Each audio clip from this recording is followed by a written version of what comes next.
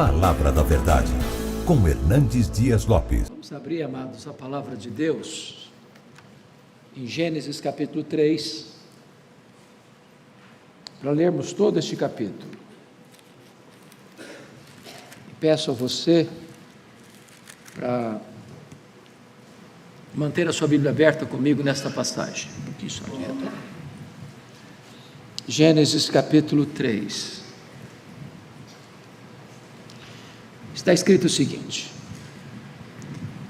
mas a serpente, mais sagaz que todos os animais selváticos que o Senhor Deus tinha feito, disse à mulher: é assim que Deus disse: não comereis de toda a árvore do jardim? Respondeu-lhe a mulher: do fruto das árvores do jardim podemos comer, mas do fruto da árvore que está no meio do jardim, disse Deus: dele não comereis, nem tocareis nele, para que não morrais.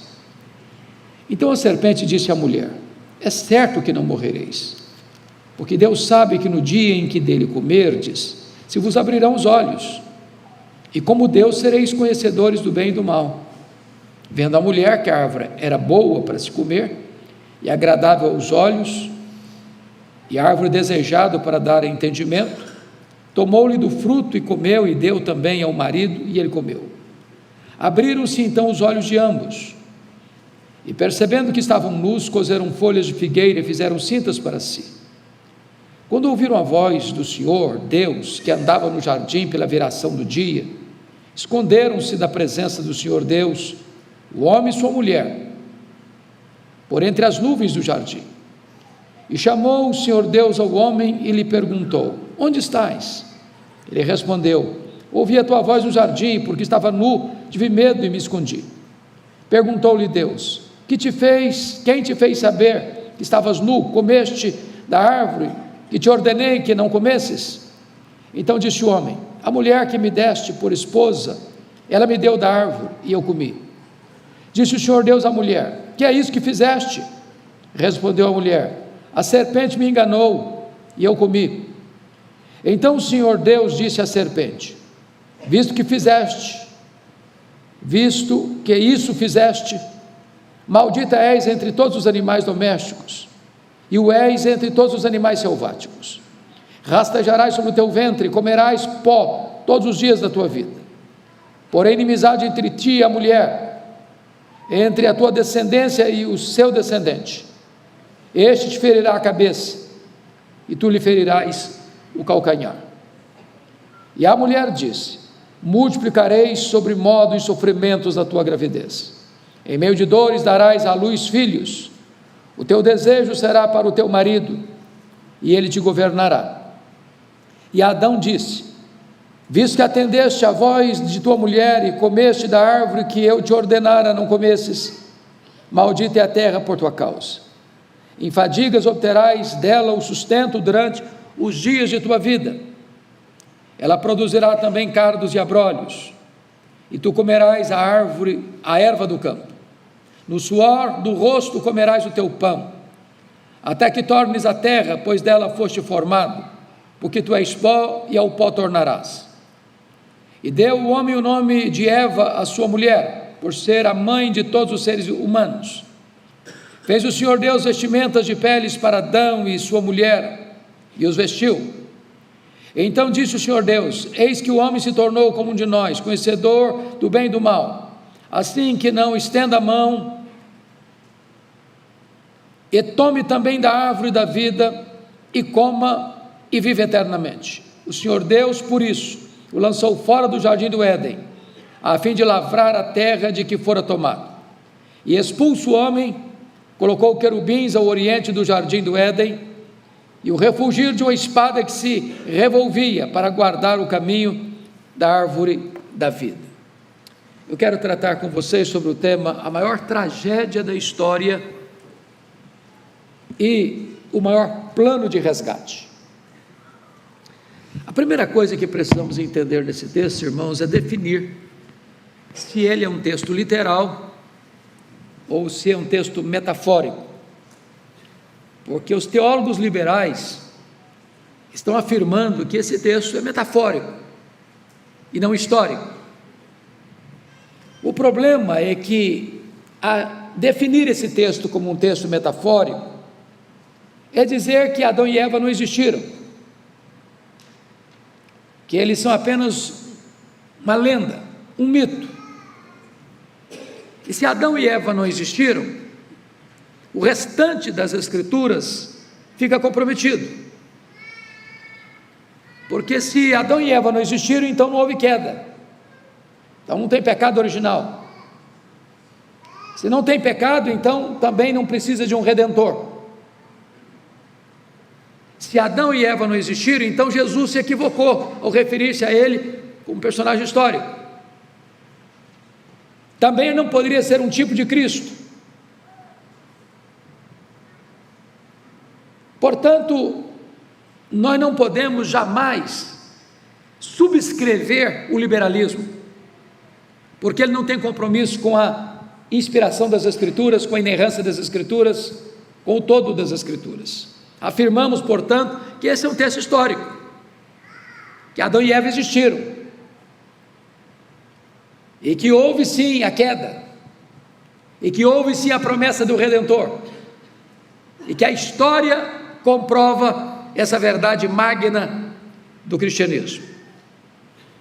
A segunda coisa que precisamos pensar à guisa de introdução é que a queda angelical ocorreu depois da criação e não antes da criação. A teoria do hiato, que tenta casar Cristo com Darwin, o criacionismo com o evolucionismo, não tem amparo nas Escrituras. Quando Deus termina a obra da criação, e Ele está falando da criação física e da criação no mundo angelical, a nota que Ele deu foi a nota máxima, muito bom. Portanto, a queda no mundo angelical ocorreu num tempo que não podemos definir, porque a Bíblia não revela, depois da criação e não antes da criação. Todas as coisas que Deus criou, criou-as em 6 dias, perfeitas. Bom, com a queda dos nossos primeiros pais, os relacionamentos básicos e principais do ser humano foram quebrados. Primeiro, o pecado atingiu a nossa relação com Deus. O homem que tinha deleite em se encontrar com Deus, em ouvir a voz de Deus, em desfrutar da companhia de Deus, agora está com medo, cheio de culpa. Então o pecado rompe a nossa relação com Deus. Segundo, o pecado rompe a nossa relação com o próximo. O casal que vivia em harmonia, em plena felicidade, agora está com vergonha e agora está culpando um ao outro. O pecado abre uma fissura no relacionamento conjugal, consequentemente nas relações interpessoais. Terceiro, o pecado gera uma fissura na alma, uma esquizofrenia dentro de nós, porque agora o homem está em guerra com ele mesmo, agora ele está com medo, agora ele está em culpa, agora está fugindo de Deus, agora ele é um ser em conflito. Mas em quarto lugar, o pecado rompeu a nossa relação com o nosso habitat, com a nossa natureza, com o mundo em que vivemos. Agora a terra se torna maldita por causa do homem. Agora os animais que viviam em harmonia com o homem são um perigo para ele. E desta maneira, o pecado é a maior tragédia que pôde acontecer na história humana. E agora vamos entrar no texto, mais precisamente, para entendermos quais foram os degraus da queda dos nossos pais. Vamos ao primeiro degrau. Os nossos pais caíram quando abriram a agenda para ouvir o diabo. Olha o verso primeiro. Mas a serpente mais sagaz que todos os animais selváticos que o Senhor Deus tinha feito, disse à mulher: é assim que Deus disse, não comereis de toda a árvore do jardim? Você percebe que aqui a mulher está no lugar errado, na hora errada, na companhia errada, conversando com a pessoa errada, abrindo a sua agenda para uma conversa sedutora, perigosa, porque eles haviam escutado uma ordem divina. Está lá no capítulo 2, versos 16 e 17, o Senhor Deus lhe deu esta ordem: de toda árvore do jardim comerás livremente, mas da árvore do conhecimento do bem e do mal não comerás, porque no dia em que dela comeres, certamente morrerás. Então notem vocês que eles estão abrindo a agenda para esse diálogo, para essa conversa, para um bate-papo teológico com o diabo. E vejam vocês que onde Deus dá uma ordem positiva, o diabo coloca uma negativa. É assim que Deus disse: não comereis de toda árvore do jardim. A ordem que Deus tinha dado no verso 16 é: de toda árvore do jardim comerás livremente. Então onde Deus fala um sim, o diabo bota um não. Ele quer tornar Deus um carrasco, um opressor, um estraga-prazer. Mas em segundo lugar, os nossos pais caíram quando abriram a mente para acolher dúvidas sobre a palavra de Deus. É assim que Deus disse: não comereis de toda árvore do jardim. Era hora da Eva ter parado a conversa ali. Argumentar ou conversar ou dialogar com o diabo é fria, é furada.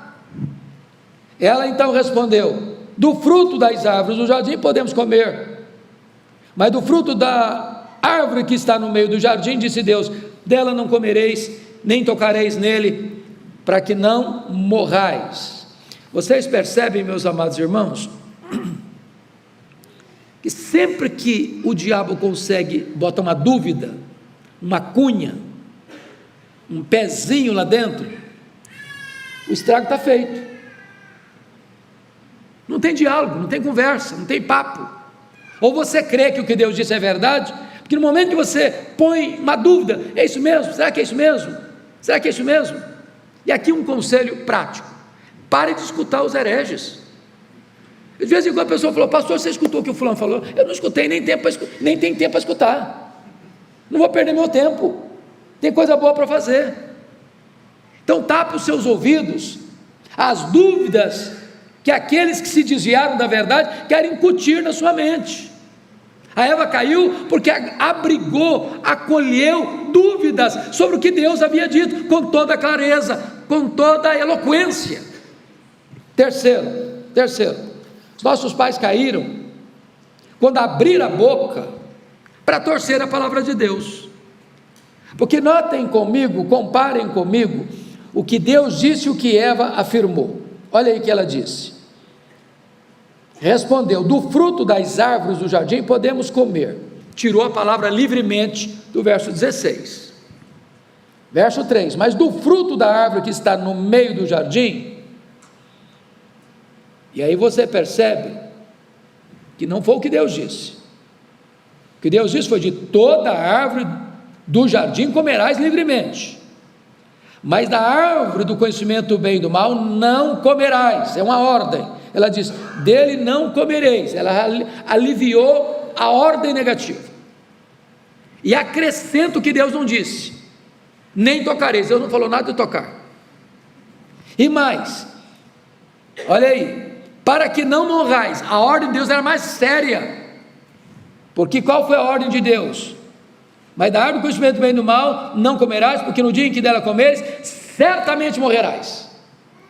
Então quando Eva vai falar a palavra de Deus, ela omite parte, ela acrescenta coisas que não está lá, ela alivia o que Deus tinha dito com contundência, ela tira do texto que Deus diz livremente, ou seja, ela abre a boca para torcer a palavra de Deus.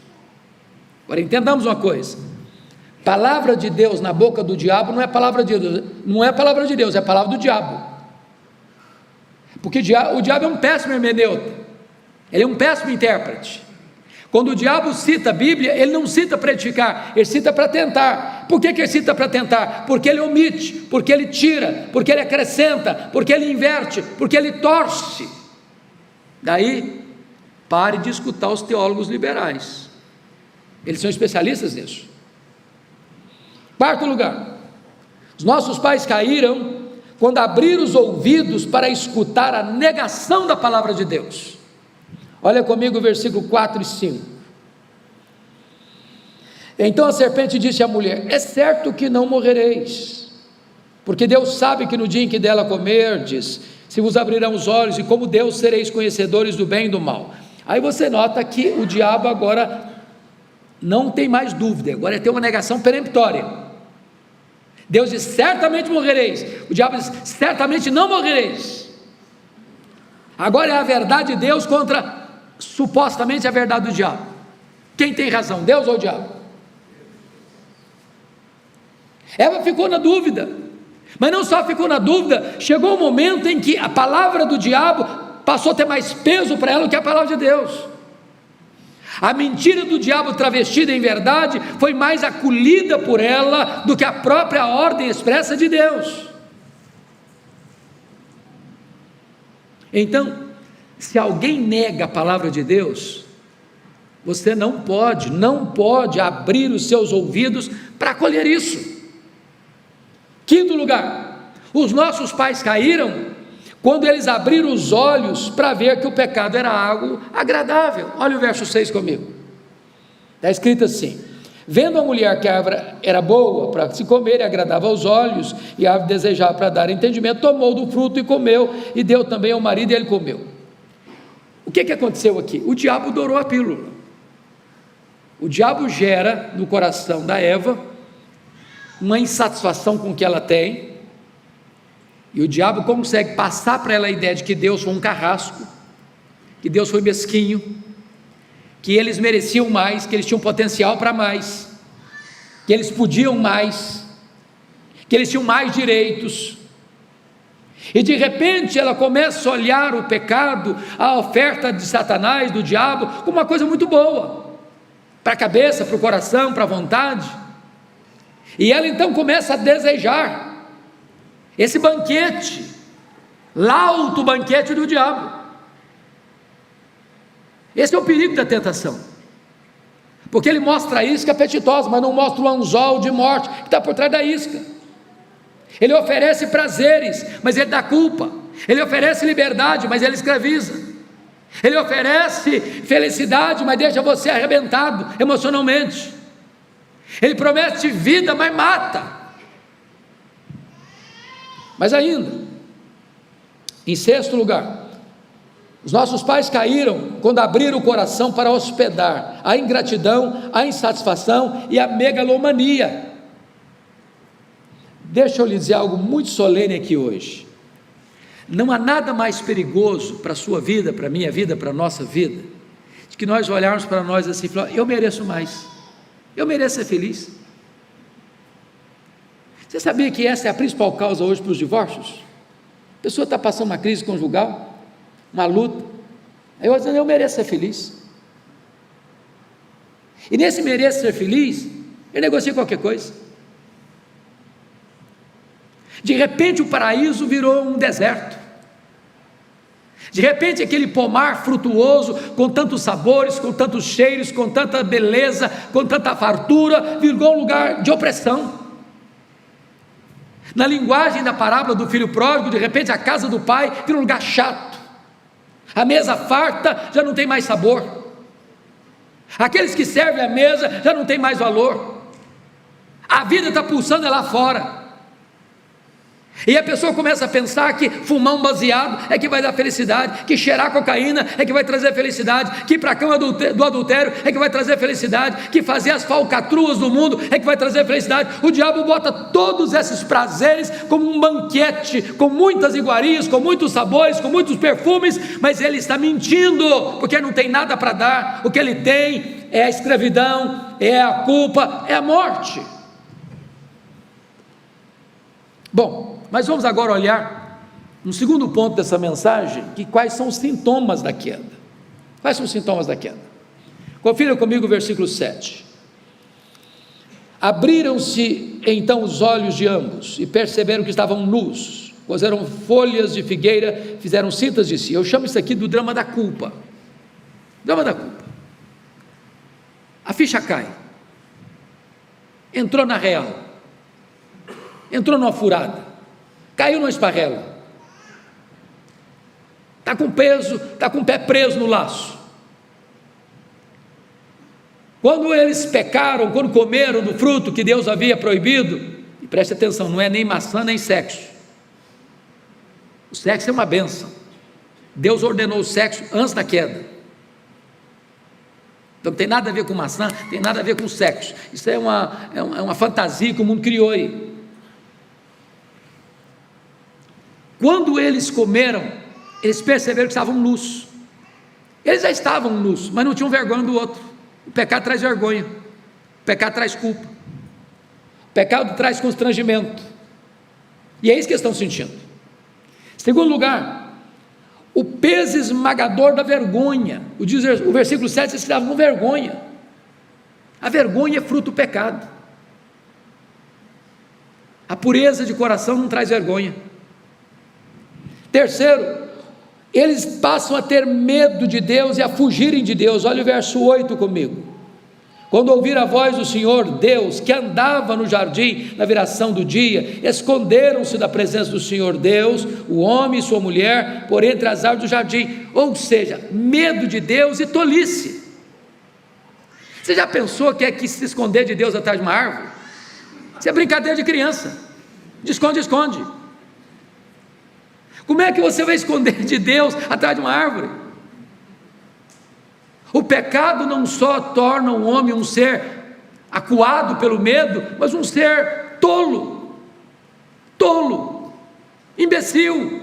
O pecado imbeciliza a pessoa, porque agora aquele que conhece tudo, que vê tudo, que sonda todos, ele foge e se esconde atrás de uma árvore. Quando a Bíblia diz que você pode ir lá em cima no céu, você pode descer às profundezas dos mares, você pode tomar as asas da alvorada, se deter nos confins do mundo, Deus vai estar lá. Nenhuma caverna é tão escura que possa esconder você. Mas vamos olhar, terceiro ponto, que são os mecanismos da fuga produzidos pela queda. Primeiro mecanismo é o que nós chamamos de racionalização, versos 9 e 10. Olha aí comigo. Chamou o Senhor Deus ao homem e lhe perguntou: onde estás? Ele respondeu: ouvi a tua voz no jardim, porque estava nu, tive medo e me escondi. Veja você que Deus não faz essa pergunta onde estás, porque Deus está desinformado, não. Deus sabe onde ele está. A pergunta é retórica. Deus está perguntando para ele onde estás, para acordar o Adão, não porque Deus precisasse dessa informação. Mas a desculpa dele é uma furada. Ele respondeu: ouvi a tua voz no jardim, porque estava nu, tive medo. Você está com medo é porque estava nu mesmo? Você sempre esteve nu? Você nunca teve medo? Você não está com medo porque está nu, não. Você está com medo por outra causa. Isso é uma racionalização sua, isso é uma tentativa de fugir do assunto. Você está com medo porque você comeu do fruto que eu ordenei você não comer. Você está com medo porque você desobedeceu. Você está com medo porque você se rebelou. Você está com medo porque você não foi fiel. Porque às vezes a pessoa, quando ela é apertada, ela cria uma evasiva, ela gera uma racionalização, ela cria uma desculpa. Foi isso que Adão fez. Segundo lugar, como um mecanismo de fuga, vem a transferência. Olha os versos 11 e 12 comigo. Perguntou-lhe Deus: quem te fez saber que estava nu? Comeste da árvore que te ordenei não comesses? Então disse o homem: a mulher que me deste por esposa, ela me deu da árvore e eu comi. Pronto. O senhor quer mesmo acariar? O senhor quer mesmo saber o culpado desse negócio? Não vem para cima de mim, não. O senhor vai conversar com aquela mulher que o senhor me deu, que aquela mulher é uma encrenca na minha vida. Foi ela que me arranjou essa esparrela. Eu não tenho nada a ver com essa história, vá com ela. Em última instância, o Adão está botando a culpa em Deus. Porque quem deu Eva para Adão foi Deus. Então ele dizia: oh Deus, se o senhor não tivesse arrumado essa mulher para mim, eu não estava nessa. Então isso nós chamamos aqui na nossa linguagem da psicologia humana de transferência. Aliás, o ser humano não precisa nem aprender isso é inato, sabia? Tem duas crianças brincando, uma faz uma arte, Aí você vai confrontar, foi fulano, não, foi o Beltrano. Você e eu fazemos isso até hoje. Depois vem a projeção, olha o versículo 13. Disse o Senhor Deus à mulher: que é isso que fizeste? Respondeu a mulher: a serpente me enganou, que eu também não tenho culpa não. O problema é que essa serpente é muito astuciosa. É o problema de nunca admitir o erro, nunca assumir a culpa, nunca cair em si. E se você não assume a culpa, se não é eu pequei, como Davi diz, eu pequei. Qual foi a diferença de Saul para Davi? Sempre que Saul foi confrontado, ele dava uma desculpa. Sempre que ele foi confrontado, ele botava a culpa em alguém. Sempre que Davi foi confrontado, ele disse: eu pequei, eu admito, eu errei mesmo. Aqui o mecanismo é de fuga. Mas vamos ver agora as consequências da queda. Primeira consequência, versículo 12, é o conflito conjugal. Casamento que foi feito para ser um deleite, um prazer, agora tem suas complicações. E de Adão para cá, sempre nós estamos usando esse expediente de botar a culpa, é a esposa, não é o marido, é um, é o outro, e nós vivemos essa batalha até hoje. Segunda consequência, a guerra espiritual, versículos 14 e 15. Então disse o Senhor Deus à serpente: visto que isso fizeste, maldita és tu entre todos os animais domésticos, e o és entre todos os animais selváticos, rastejarás sobre o teu ventre, e comerás pó todos os dias da tua vida. Passa-nos a ideia que a serpente não era esse ser asqueroso que é, rastejando sobre o ventre, comendo pó. Dá uma maldição sobre ela. Mas olha o versículo 15: porém inimizade entre ti e a mulher, entre a tua descendência e o seu descendente. O descendente da mulher aqui é Jesus Cristo, e há esta batalha do inimigo, de duas descendências, a descendência da serpente e a descendência da mulher. A descendência da serpente, os filhos do maligno e os filhos de Deus. Essa batalha é permanente, é contínua e vai até o final da história. Mas mais do que isso, consequência da queda, o sofrimento da mulher, versículo 16: multiplicarei sobremodo os sofrimentos da tua gravidez, e em meio de dores darás à luz filhos, e o teu desejo será para, e a palavra para aí, é a mesma palavra do verso 4, 7, contra. O seu desejo será contra ti, é a mesma palavra no grego, não é melhor no hebraico. E ele te governará. Ou seja, aquilo que devia ser um prazer para a mulher, a gravidez, e o é, mas não o é sem sofrimento. Aquilo que deveria ser o ápice da alegria, o parto, o nascimento, é um momento de dor, de apreensão, de perigo, e até de ameaça para a mulher. Consequência da queda. O que mais? A fadiga do homem, versículo 17 a 19. O que é curioso é que Deus não amaldiçoa o homem, mas Deus amaldiçoa a terra por causa do homem. E o trabalho que era o deleite pleno, porque nós vamos trabalhávamos antes da queda, Adão e Eva, e trabalharemos depois da glorificação. Mas entre a queda e a glorificação, o trabalho é feito com o suor do rosto. A terra conspira contra o homem, produzindo espinhos, abrolhos e cardos. Quem aqui convive com a agricultura sabe disso. Você precisa plantar um pé de feijão, um pé de milho, um pé de soja, você precisa plantar qualquer outro tipo de cereal ou produto para trazer pão para sua mesa e cuidar. Você não planta erva daninha, não planta, e ela vem com mais vigor. A terra produz erva daninha. Isso é fruto de quê? Do pecado. Mas mais do que isso, versículo 19 é a parte B. Olha comigo, o que Deus vai dizer aí: porque tu és pó, e ao pó tornarás. Uma consequência da queda é a morte. Isso é dramático, porque a Bíblia diz que Deus fez o homem do pó da terra, e agora em virtude do pecado, que o salário do pecado é a morte, Deus está dizendo para o homem que ele tornará o pó. Antônio Vieira, que foi talvez o maior tribuno religioso que pisou em terras brasileiras, ele tem um lindo sermão sobre esse texto, Gênesis 3,19, parte B. Pulvis est et pulvis reverteres, tu és pó e ao pó tornarás. E ele diz uma coisa interessante, ele diz o seguinte: só Deus pode dizer eu sou o que sou, mas o homem, porque foi pó e voltará ao pó, então ele é pó, porque o homem não é o que é o que foi e o que há de ser, porque foi pó e tornar-se a pó, então ele é pó. E a Bíblia diz que Deus conhece a nossa estrutura e sabe que somos pó, e com isso Deus está dizendo, nós somos frágeis, nós somos fracos, nós somos vulneráveis, nós somos mortais, nós somos corruptíveis, o nosso corpo nasce, amadurece, envelhece e morre, e às vezes esse processo nem é cumprido, porque a pessoa morre antes de nascer.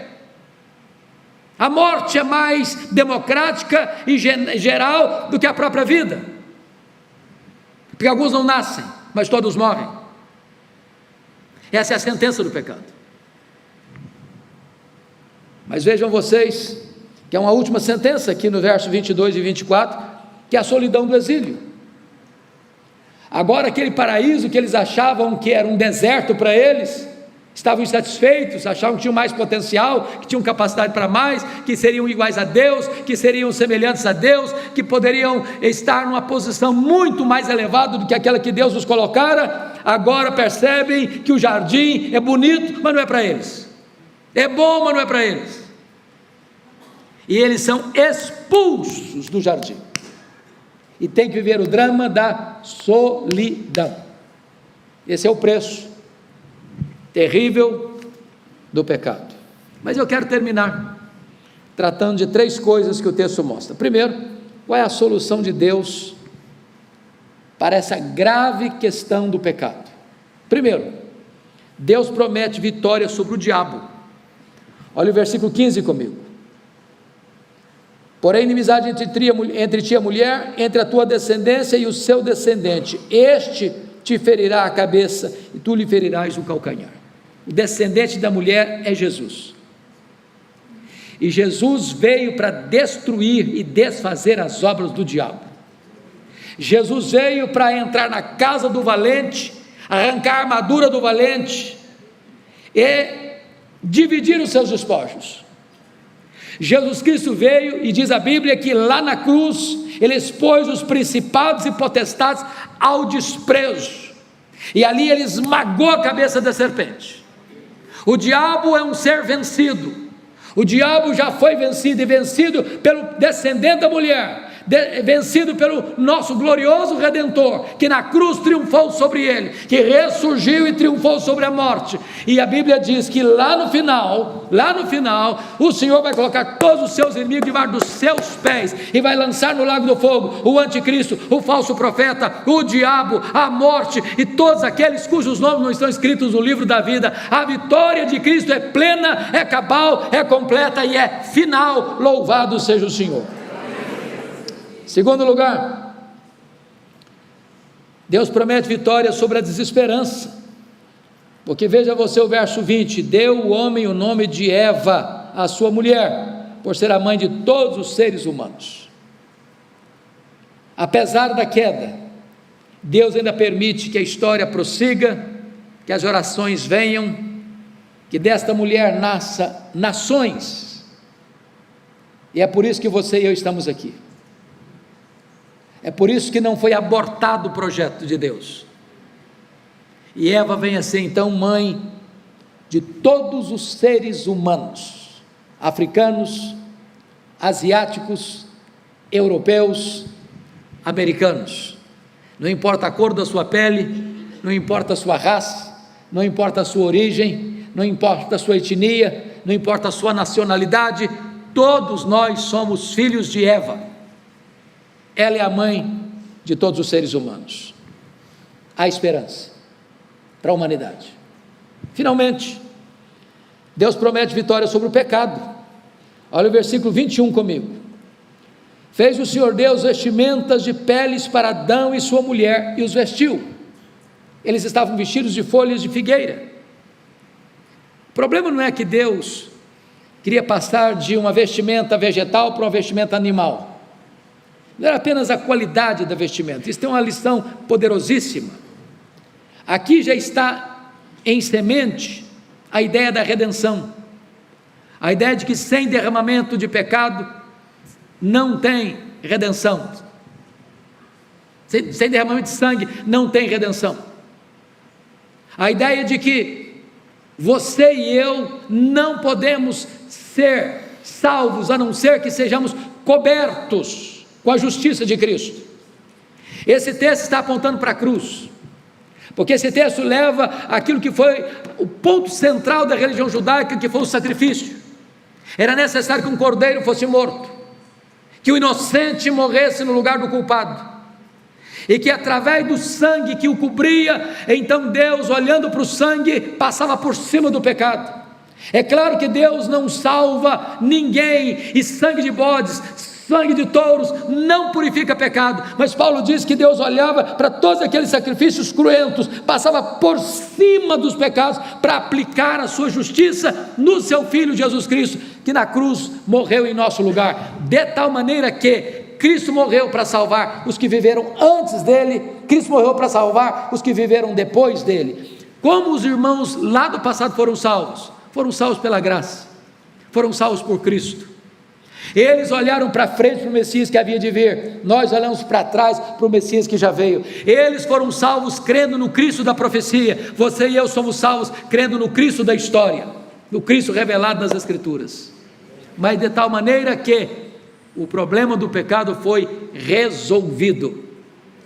Um inocente foi imolado, o sangue foi derramado, e eles foram cobertos com vestimentas de peles. Sabe o que significa isso?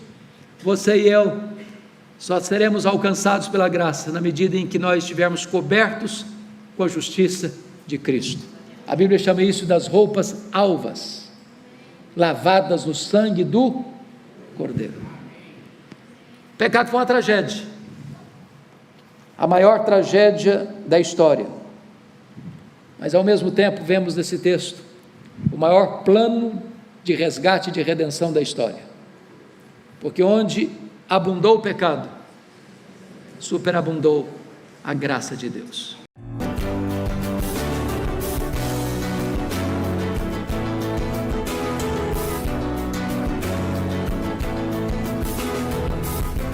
Palavra da Verdade, com Hernandes Dias Lopes.